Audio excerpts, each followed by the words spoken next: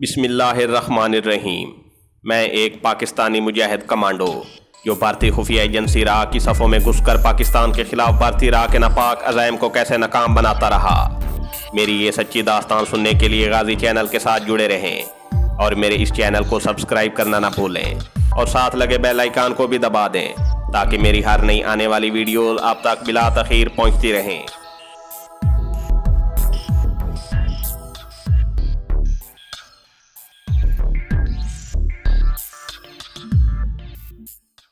میرا ذہن چونکہ اب ہر قسم کے پریشان کرنے والے خیالات سے پاک ہو گیا تھا، اس لیے مجھے بڑی آسانی سے نیند آ گئی۔ ٹھیک 11 بجے مجھے مدراسی کانسٹیبل نے جگا دیا۔ میں اٹھ کر پولیس کی گاڑی میں بیٹھا اور منڈپم کیمپ کے چھوٹے اسٹیشن پر آ گیا۔ 12 بجے والی گاڑی جنوب کی جانب بھارت کی آخری تکونی بندرگاہ تنجکوڑی سے 12:30 بجے آئی۔ گاڑی میں زیادہ رش نہیں تھا، اکثر مسافر سو رہے تھے۔ میں نے بال ٹھاکرے کی ہدایت کے مطابق مدورائی کا ٹکٹ لیا تھا۔ ساری رات اور دوسرے دن دوپہر تک ٹرین چلتی رہی۔ دوپہر کے بعد مدورائی کے اسٹیشن پر گاڑی رکی تو میں وہاں اتر گیا۔ بارش راستے میں ہی شروع ہو گئی تھی۔ میں نے ٹیکسی پکڑی اور اسے انڈین ایئر لائنز کے آفس چلنے کو کہا۔ بال ٹھاکرے کا ٹیلی فون پہلے ہی کمپنی کے آفس مینیجر کو پہنچ چکا تھا۔ جیسے ہی میں نے آفس مینیجر سے اپنا تعارف کرایا، اس نے مجھ سے ہاتھ ملایا اور انگریزی زبان میں کہنے لگا، سر، مجھے ٹھاکرے جی کا ٹیلی فون کل شام کو ہی آ گیا تھا۔ ہماری ایک ایئر بس کی فلائٹ 1 گھنٹے بعد حیدرآباد سے ہوتی ہوئی بمبئی روانہ ہونے والی ہے۔ اس میں آپ کی سیٹ کنفرم کر دی گئی ہے، آپ جا کر ٹکٹ لے لیجئے۔ میں نے ٹکٹ لیا، بلکہ مدراسی آفس مینیجر نے وہیں آفس میں ہی میرا ٹکٹ منگوا دیا۔ کافی پلائی اور کہا، آپ کو ہماری گاڑی ایئرپورٹ چھوڑ آئے گی، آئیے میرے ساتھ۔ باہر ایئر لائنز کی 2 گاڑیاں کھڑی تھیں۔ آفس مینیجر نے مجھے بڑی گرم جوشی سے ہاتھ ملا کر مجھے رخصت کیا۔ میں ایئرپورٹ آ گیا۔ تھوڑی دیر وہاں انتظار کرنا پڑا۔ جب میری فلائٹ کے روانہ ہونے میں آدھا گھنٹہ رہ گیا تو میں نے بورڈنگ کارڈ لیا اور ٹرانزٹ لاؤنج میں آ کر بیٹھ گیا۔ فلائٹ کی روانگی کے اعلان کے ساتھ ہی میں بھی دوسرے مسافروں کے ہمراہ چلتا ہوا ایئر بس میں سوار ہو گیا۔ ایئر بس مدورائی سے ٹیک آف کرنے کے بعد حیدرآباد دکن رکی۔ وہاں سے ٹیک آف کیا تو سیدھا ممبئی کا رخ کیا۔ سارا راستہ بارش ہوتی رہی۔ 11 بادلوں میں ہی سفر کرتا رہا اور اس نے کافی ہچکولے بھی کھائے۔ ممبئی کے ایئرپورٹ پر طیارے نے لینڈ کیا تو ممبئی میں بھی بارش ہو رہی تھی۔ جیسا کہ میں پہلے بھی بیان کر چکا ہوں، بھارت کے تمام شہروں میں سے مجھے ممبئی کی بارش بہت پسند تھی۔ میں نے طیارے کی کھڑکی میں سے ایئرپورٹ کی عمارت اور رن وے کو بارش میں بھیگتے دیکھا تو جی چاہا کہ اس وقت کسی ایرانی ہوٹل میں بیٹھ کر چائے کا کپ ہاتھ میں لے کر بمبئی کی سڑکوں پر بارش کو گرتے دیکھنا چاہیے۔ طیارہ ایئرپورٹ ٹرمینل کی عمارت سے کچھ دور آ کر رک گیا تھا۔ سیڑھی لگی۔ ہم بارش میں بھیگتے نیچے اتر کر جلدی سے ایئرپورٹ کی بس میں سوار ہو گئے۔ بس نے ہمیں ٹرمینل کی عالیشان عمارت کے گیٹ پر پہنچا دیا۔ میرے پاس کوئی سامان نہیں تھا، بس ایک اٹیچی کیس ہی تھا جو میرے ہاتھ میں تھا۔ میں لاؤنج سے نکل کر لابی میں آیا تو ایک آدمی جنگلے کی دوسری جانب ہاتھ میں پلے کارڈ لیے کھڑا تھا۔ پلے کارڈ پر میرا نام دھرم چند لکھا تھا۔ میں سمجھ گیا کہ اسے بال ٹھاکرے نے ہی بھیجا ہے۔ میں نے اس کے قریب جا کر کہا، میرا نام دھرم چند ہے، کیا تمہیں بال ٹھاکرے جی نے بھیجا ہے؟ اس آدمی نے ہاتھ باندھ کر کہا، ہاں مہاراج، گرو جی نے آپ کے لیے گاڑی بھیجی ہے، میرے ساتھ آئیے۔ میں مزید خوش ہوا۔ بال ٹھاکرے کے دل پر واقع میں نے اپنے اعتماد کا سکہ بٹھا دیا تھا۔ باہر نکل کر اس نے چھتری کھول دی کیونکہ ہلکی ہلکی بارش ہو رہی تھی۔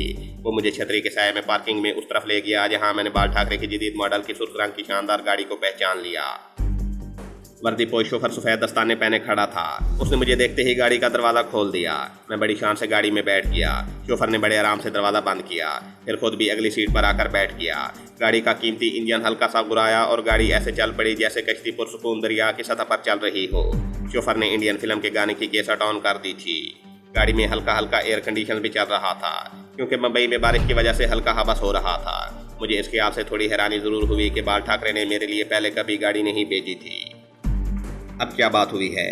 پھر یہ سوچ کر دل کو اطمینان دلایا کہ بال ٹھاکرے مجھے کسی نہایت اہم مشن پر بھیجنے والا ہے اور یہ اس کے مجھ پر اعتماد اور بھروسے کا ایک مظاہرہ ہے۔ گاڑی ممبئی کی بارش میں بھیگتی سڑکوں پر بھی غیر آواز کے دوڑتی چلی جا رہی تھی۔ میں نے سر پیچھے لگا رکھا تھا، کسی وقت سرور میں آ کر آنکھیں بند بھی کر لیتا تھا۔ ایک بار آنکھیں کھولی تو گاڑی بال ٹھاکرے کے شاندار بنگلے میں داخل ہو رہی تھی۔ مجھے اسی وقت ملازم نے بال ٹھاکرے کے کمرے میں پہنچا دیا۔ شام کا وقت ہو گیا تھا۔ بال ٹھاکرے اپنے ایک سیٹ والے شاندار صوفے پر دونوں بازو پھیلا کر راجے مہاراجوں کی طرح گردن اونچی کیے بیٹھا تھا۔ کانوں میں ہیرے چمک رہے تھے، انگلیوں میں زمرد، مرجان اور ہیروں کی انگوٹھیاں تھیں۔ زعفرانی سلک کا چولا اور کھلا پاجامہ پہنا ہوا تھا۔ گلے میں زعفرانی سلک کا پٹکا تھا۔ ماتھے پر شیو دیوتا کی تلک کی لکیریں بنی ہوئی تھیں۔ دائیں جانب شیشے کی تھپائی پر بیئر کی بوتل، گلاس، ایکسٹرے اور سنہری سگریٹ کیس پڑا تھا۔ گلاس میں تھوڑی سی بیئر پڑی تھی۔ اس کے سامنے ایک طرف بالاجی راؤ بیٹھا مجھے پر اسرار نظروں سے دیکھ رہا تھا۔ میں نے دل میں کہا، یہ کم بخت یہاں کس لیے بیٹھا ہے؟ میں نے ہاتھ جوڑ کر بال ٹھاکرے کو پرنام کیا اور آگے بڑھ کر اس کے گھٹنوں کو چھوا اور بڑے ادب سے سامنے والے صوفے پر ذرا آگے ہو کر بیٹھ گیا۔ بال ٹھاکرے اپنی عادت کے مطابق کچھ دیر تک مجھے گھور کر دیکھتا رہا، لیکن آج اس کی سکڑی ہوئی آنکھوں میں مجھے کچھ اور ہی طرح کی چمک نظر آ رہی تھی۔ میری چھٹی حس نے مجھے کسی آنے والے خطرے سے آگاہ کر دیا۔ یہ خطرہ کیا تھا، اس کے بارے میں مجھے کچھ معلوم نہیں تھا۔ بال ٹھاکرے مجھے مسلسل گھورے جا رہا تھا، پھر اس نے میرے چہرے پر سے نظریں ہٹا کر اپنے گلاس میں بیئر ڈالی، بوتل میز پر رکھی، بڑے سکون کے ساتھ اور بڑی نفاست کے ساتھ بیئر کا گلاس ہونٹوں تک لے جا کر اس کے 3-4 گھونٹ پیے۔ سگریٹ کیس میں سے اعلیٰ قسم کا سگریٹ نکال کر سلگایا۔ کبھی وہ سگار پیتا تھا اور کبھی سگریٹ سے شوق کر لیا کرتا تھا۔ سگریٹ کا کش لگا کر اس نے بالاجی راؤ کی طرف دیکھا، میرا ماتھا ٹھونکا۔ میرے اندر سے کسی نے کہا، حیدر علی بھاگ سکتے ہو تو بھاگ جاؤ۔ اتنے میں بالاجی نے بال ٹھاکرے سے کہا، گرو دیو آپ ہی بات شروع کریں۔ بال ٹھاکرے صوفے پر ذرا آگے ہو کر بیٹھ گیا، میری آنکھوں میں آنکھیں ڈال دیں اور مجھ سے پوچھا، دھرم چند تم کب سے پاکستان کے لیے جاسوسی کر رہے ہو؟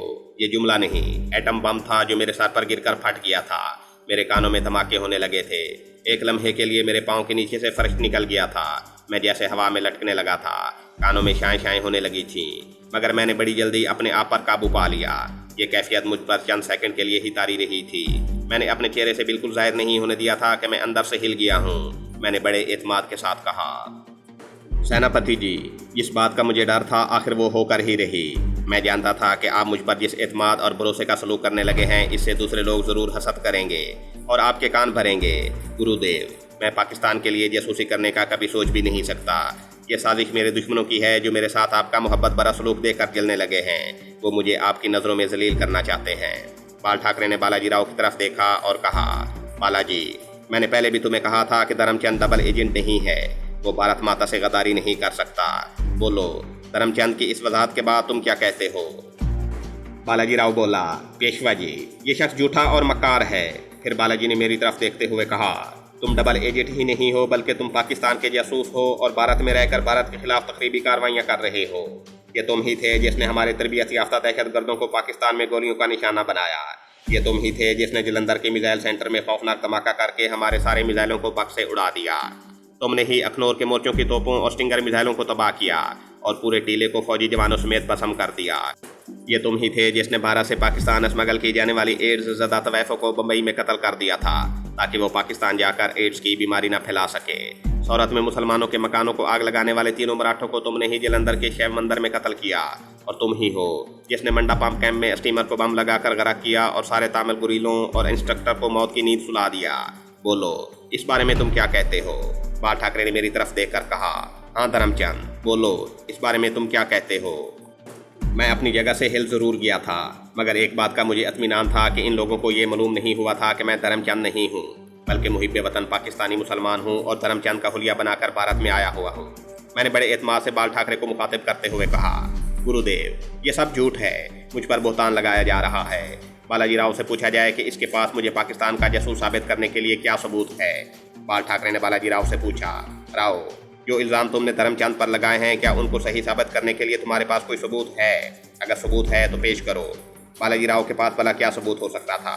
میں نے جتنے بھی کمانڈو آپریشن کیے تھے بہت سوچ سمجھ کر کیے تھے اور پیچھے ان کا ایک بھی ثبوت نہیں چھوڑا تھا۔ بالاجی راؤ نے کھسیانہ ہو کر کہا، گرو دیو اگر آپ کو ایسا ثبوت مانگتے ہیں جو تحریری شکل میں ہو تو مجھے افسوس ہے کہ ایسا کوئی ثبوت میرے پاس نہیں ہے۔ افسوس ہے کہ ایسا کوئی ثبوت میرے پاس نہیں ہے، لیکن میں دعوے سے کہہ سکتا ہوں کہ دھرم چند ڈبل ایجنٹ ہے، یہ پاکستان کے لیے بھی جاسوسی کر رہا ہے۔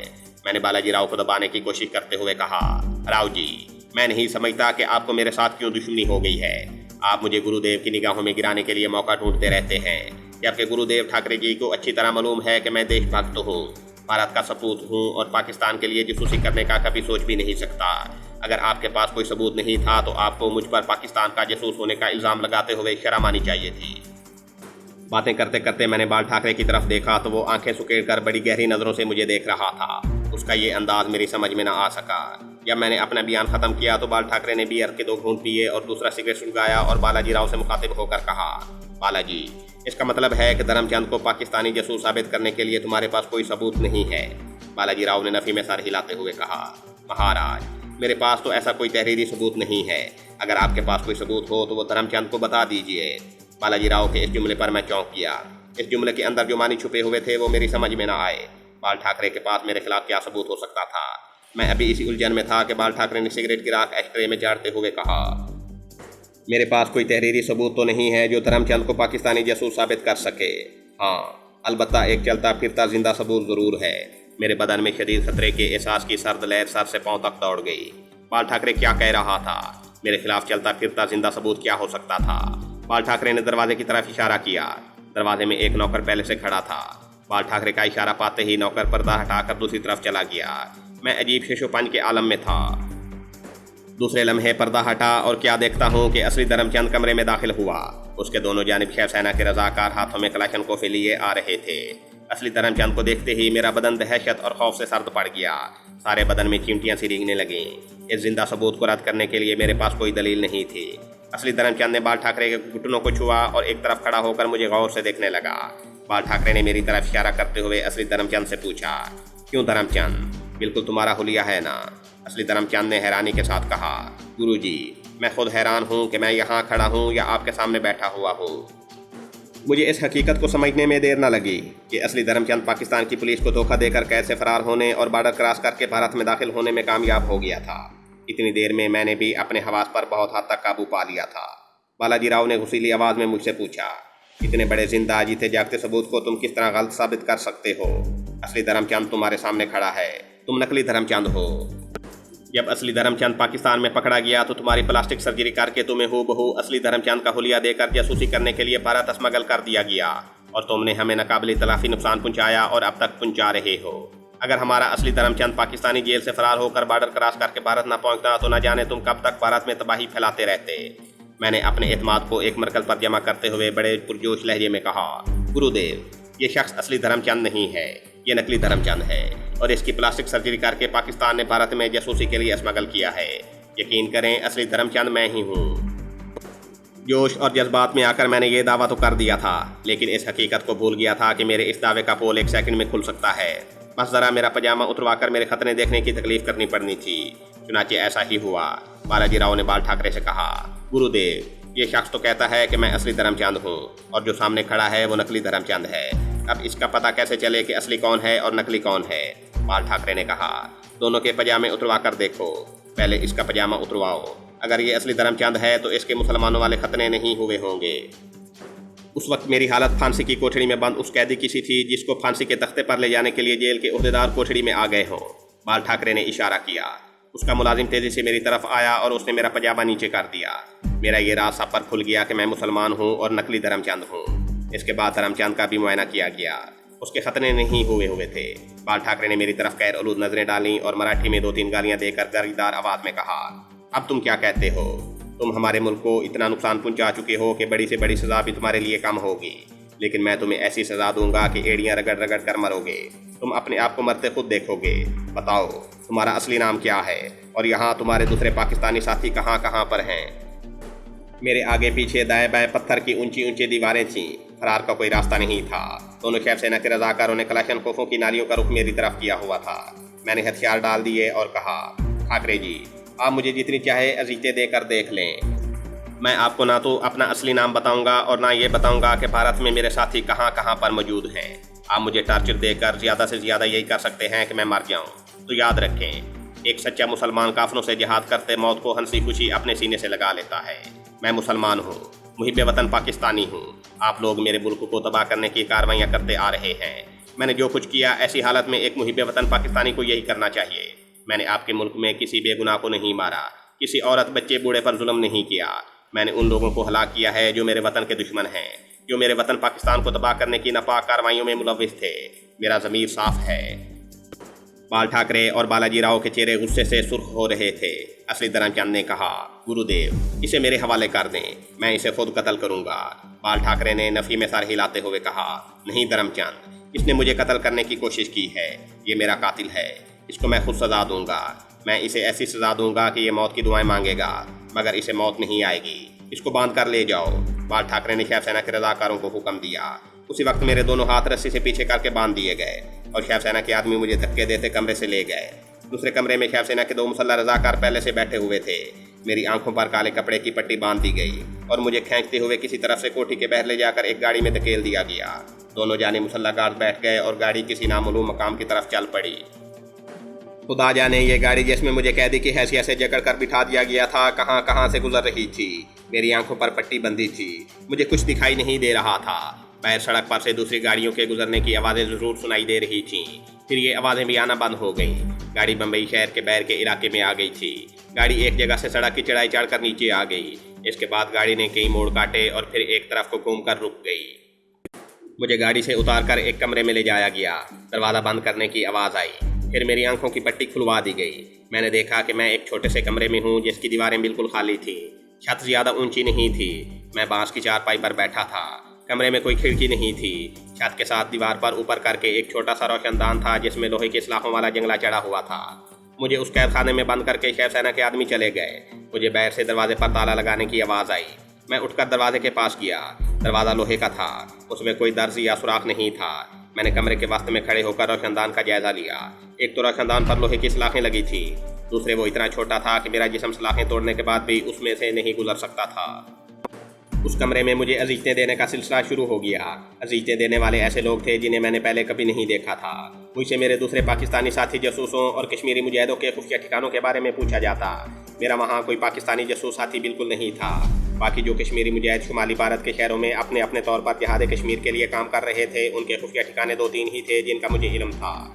लेकिन मैं उन ठिकानों के बारे में उन दुश्मनों को कभी नहीं बता सकता था कि वो कहाँ और किस जगह पर हैं। मैंने अपने आप को हर किस्म की अजीज़तें सहने के लिए तैयार कर लिया था।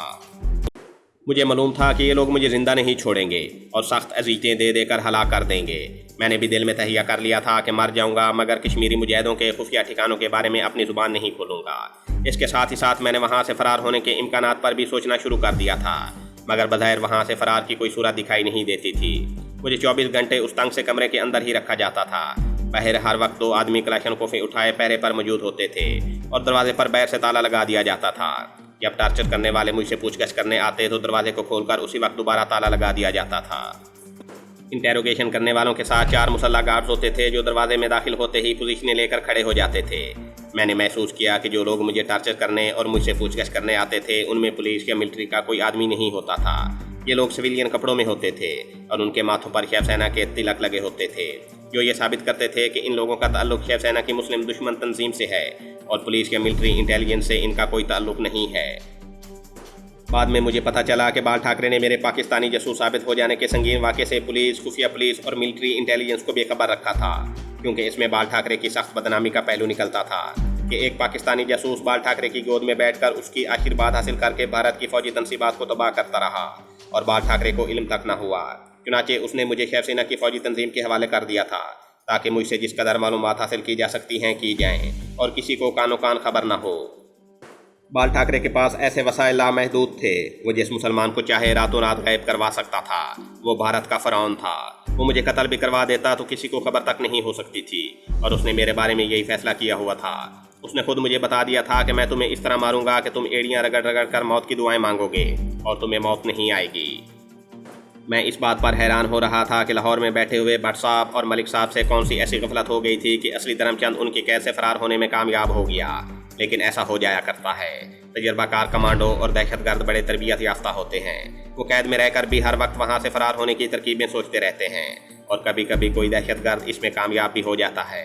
असली धर्मचंद भी फरार हो गया था। बाल ठाकरे के पास असली धर्मचंद मौजूद था। उसे पुलिस को ये बताने की ज़रूरत नहीं थी कि एक नकली धर्मचंद भी पकड़ा गया है। इसमें बाल ठाकरे की अपनी बेइज्जती थी। इसका असर उसके सियासी करियर पर पड़ सकता था। उसकी बनी बनाई साख तबाह हो सकती थी। चुनांचे उसने मेरे मामले को वहीं दबा दिया था और अब मुझे हला करके दबाने की फिक्र में था, जो वो जब और जिस वक्त चाहे कर सकता था। मैंने भी हिम्मत नहीं हारी थी। मेरा ईमान था कि ज़िंदगी और मौत सिर्फ अल्लाह के हाथ में है। अगर मेरी ज़िंदगी लिखी है तो बाल ठाकरे का बाप भी मेरा कुछ नहीं बिगाड़ सकता। मैं फरार के मुख्तलिफ मनसूबों पर मुसलसल गौर करता रहता था, मगर कोई तरकीब समझ में नहीं आ रही थी। इस दौरान मेरे पास बाल ठाकरे या बालाजी राव या मन्नू देसाई में से कोई भी नहीं आया था। मुझे उन लोगों ने हर किस्म के टार्चर, हर किस्म की अजीज़तों का निशाना बनाया। मेरे जिस्म पर ज़ख्मों और जले हुए ज़ख्मों के जगह जगह निशान पड़ गए थे। मैं शदीद तकलीफ़ में चीखने भी लगता था। आखिर इंसान था। मुझे अजीज़तें बर्दाश्त करने की ऐसी कोई तरबियत भी नहीं दी गई थी जो आमतौर पर कमांडोज को दी जाती है। मेरी एक आँख भी सूज गई थी। जिस्म के नाजुक हिस्से बिजली के झटके खा खा कर सुन्न हो गए थे। एक दांत भी टूट गया था। नाखून जख्मी हो गए थे, मगर मैंने अजियत के शदीद लम्हों में भी ज़ुबान नहीं खोली थी। सिर्फ अपना नाम हैदर अली बता दिया था, क्योंकि अपना नाम बताने में कोई हर्ज नहीं था। लेकिन किसी कश्मीरी मुजाहिद या कश्मीरी कमांडो का नाम तक ज़ुबान पर नहीं लाया था, ना उनके खुफिया ठिकानों के बारे में कुछ बताया था। मैं एक ही जुमला बोलता था कि मुझे पाकिस्तान ने जासूसी के लिए भारत नहीं भेजा। मैं अपने तौर पर पाकिस्तान के दुश्मनों से जंग करने आया था। मेरा किसी कश्मीरी मुजाहिद से कोई ताल्लुक वास्ता नहीं है। मुझे कुछ पता नहीं था कि उस कमरे में मुझे कितने दिन कितनी रातें गुजर चुकी थीं। सुबह से शाम तक मुझ पर तशद्दुद किया जाता था। जब इस तशद्दुद का कोई नतीजा ना निकला तो मुझे हमेशा की नींद सुलाने का फैसला कर लिया गया। इस फैसले से मुझे उस आदमी ने आगाह किया जो लोहे के दरवाजे के नीचे से मुझे बासी चावलों की प्लेट पकड़ाया करता था। मैं समझ नहीं सका कि उस आदमी ने मुझे ये बात क्यों बताई थी। हो सकता था वो मुझे मरने से पहले मौत की अजियत में मुब्तला करना चाहता हो, क्योंकि वहाँ सभी मेरे दुश्मन थे, दोस्त कोई भी नहीं था। मेरी जिस्मानी हालत कमज़ोर हो गई थी, सिर्फ अपनी कुव्वत इरादी और ईमान की कुव्वत पर जिंदा था। रोशनदान में से मुझे सिर्फ दिन की रोशनी तुलू होते और गुरूब होते नजर आ जाती थी। कुछ दिन मैंने दिनों का हिसाब रखा, फिर अजीतों और टार्चर की वजह से मैं इस हिसाब को याद न रख सका। कमरे की बत्ती हर वक्त जलती रहती थी। लोहे के बंद दरवाजे की छोटी सी खिड़की की सलाखों में से बैर पैरे पर खड़े शिवसेना के आदमी मुझे कभी कभी एक नज़र देख लेते थे। मैंने अपने आप को मरने के लिए तैयार करना शुरू कर दिया। जितनी कुरान पाक की आयात याद थीं वो दिल में पड़ने लगा। बाल ठाकरे के मुसल्ला गार्ड ने पहले मेरे हाथ पीछे बांधे, फिर दोनों पांव रस्सी से इस तरह बांधे कि मैं ना दौड़ सकता था, ना लंबे लंबे डाग भर सकता था, बस छोटे छोटे कदम उठाकर चल सकता था। उन लोगों ने मुझे दोनों बाजुओं से पकड़ रखा था। मैं छोटे छोटे कदम उठाकर उनके दरमियान चलने लगा। कमरे के बाहर एक तंग राहदारी थी। तंग राहदारी में 15-20 कदम चलने के बाद वो मुझे एक और कमरे में ले आए। उस कमरे में छत के साथ एक बल्ब रोशन था, जिस चीज़ ने मेरे बदन में खौफ की लहर दौड़ा दी थी। वो लोहे की एक कुर्सी थी जो कमरे के वस्त में एक छोटे से चबूतरे पर रखी थी। पीछे दीवार के साथ एक मेज़ लगी थी जिस पर मुख्तलिफ दवाइयों की शीशियाँ थीं और टीका लगाने वाली छोटी छोटी सुरंजें भी पड़ी थीं। मुझे कुर्सी पर बिठा दिया गया। मैंने देखा कि कुर्सी लोहे की बोल्टों से चबूतरे में मुकम्मल फिक्स थी, यानी वो कुर्सी अपनी जगह से हिल नहीं सकती थी। कुर्सी के बाजुओं और पुश्त के ऊपर भी चमड़े की चौड़ी बेल्टें लगी हुई थीं। मुझे अंग्रेजी फिल्मों में देखी हुई वो कुर्सी याद आ गई जिस पर बिठाकर मौत की सज़ा पाने वालों को बिजली के झटके देकर मारा जाता था। जैसे ही मैं कुर्सी पर बैठा, मेरे बाजुओं को चमड़े की बेल्ट से बांध दिया गया। मेरा सर पीछे लगाकर चमड़े की पट्टी से कसकर बांध दिया गया। इस तरह मेरे दोनों पैरों को भी चमड़े के पट्टों से मजबूती से बांध दिया गया। अब मैं ना अपना सर हिला सकता था, ना बाजू हिला सकता था और ना ही पाँव हिला सकता था। इतने में कमरे में बाल ठाकरे और बालाजी राव आ गए। उनके लिए 2 कुर्सियां मेरे बिल्कुल सामने दीवार के साथ लगा दी गई थीं। वो कुर्सियों पर बैठ गए। बाल ठाकरे ने मुझे मुखातिब करते हुए कहा, मलीच, मुझे अफसोस है कि मैं इससे ज़्यादा अजियतनाक सज़ाए मौत तुम्हारे लिए तलाश नहीं कर सका। तुम्हें ऐसे जहर का इंजेक्शन लगाया जाएगा जिसके असर से तुम एकदम नहीं मरोगे, तुम बेहोश हो जाओगे। तुम्हें उस वक्त होश आएगा जब तुम हज़ारों मन मट्टी के नीचे अपनी कब्र में पड़े होगे। तुम 10 मिनट तक होश में रहोगे। तुम्हारे जिस्म पर कीड़े रेंग रहे होंगे, चिमटियाँ और कीड़े तुम्हारे जिस्म को काट रहे होंगे। इस जहर के असर से तुम होश में होगे मगर अपने हाथ पांव नहीं हिला सकोगे। 10 मिनट तक ये अजियत बर्दाश्त करते रहोगे, जबकि कब्र के अंदर ऑक्सीजन भी कम हो रही होगी। 10 मिनट बाद तुम फिर बेहोश हो जाओगे। अब जहर के दूसरे मरहले का असर शुरू होगा, जो इस कदर शदीद होगा कि तुम्हारा जिस्म फटना शुरू हो जाएगा। तुम बेहोश ज़रूर होगे, अपने हाथ पांव नहीं हिला सकोगे, लेकिन जिस्म के फटने और बंद बंद अलग होने की अजियत तुम्हें ज़रूर महसूस होगी। मुझे अफसोस है कि मैं इससे ज़्यादा अजियत देकर तुम्हें नहीं मार सकता। बाल ठाकरे ने मुसल्ला गार्ड्स को इशारा किया। एक गार्ड फ़ौरन बाहर चला गया। वापस आया तो उसके साथ 2 आदमी थे जिन्होंने डॉक्टरों वाले लंबे सफ़ेद कोट पहन रखे थे। हाथों पर सफ़ेद दस्ताने चढ़े हुए थे। वो आते ही मेरी कुर्सी के पीछे जो दवाइयों और टीका लगाने वाली सुरंजों की मेज़ थी उस तरफ चले गए। कोई 2 मिनट के बाद दोनों डॉक्टर मेरी कुर्सी के दाएं बाएं आकर खड़े हो गए। उनमें से एक डॉक्टर ने मेरे बाजू पर कोनी से ज़रा ऊपर छोटी सी रस्सी कसकर बांध दी, जिससे मेरी कलाई के करीब बाजू की रगें फूल गईं। दूसरे डॉक्टर के हाथ में इंजेक्शन लगाने वाली लंबी सुराई थी। उसने झुककर मेरे बाजू की एक खास फूली हुई रग को हाथ से 2-3 बार दबाया, फिर इंजेक्शन की सुई फूली हुई रग के ऊपर रखकर उसे उस रग में दाखिल कर दिया। मैं झूठ नहीं बोलूँगा, उस वक्त मुझ पर मौत का खौफ तारी था। मुझे सुई के चुभने का हल्का सा दर्द हुआ। इसके बाद जैसे जैसे इंजेक्शन में भरा हुआ जहर मेरे जिस्म के अंदर सरायत करता गया, मुझ पर गशी की कैफियत तारी होने लगी। मैंने दुनिया की जो आखिरी आवाज़ सुनी वो जय बजरंग बली का नारा था, जो यकीनन बालाजी राव ने लगाया था। इसके बाद मुझे कोई होश न रहा। कुछ पता नहीं मैं कब तक बेहोश रहा और कब उन लोगों ने मेरी लाश को उस कब्र में दफन किया जो मेरे लिए पहले से खोद कर तैयार की जा चुकी थी। ये थी हमारी आज की एपिसोड। उम्मीद करते हैं आपको हमारी ये कहानी पसंद आई होगी। तो जाने से पहले इस वीडियो को लाइक कीजिए और शेयर करना मत भूलिए। कमेंट करके हमें बताइए कि आपको हमारी ये वीडियो कैसी लगी। और अगर अभी तक आपने हमारे इस चैनल को सब्सक्राइब नहीं किया तो इसे सब्सक्राइब कीजिए और बेल आइकन दबाकर ऑल नोटिफिकेशंस ऑन कर लीजिए।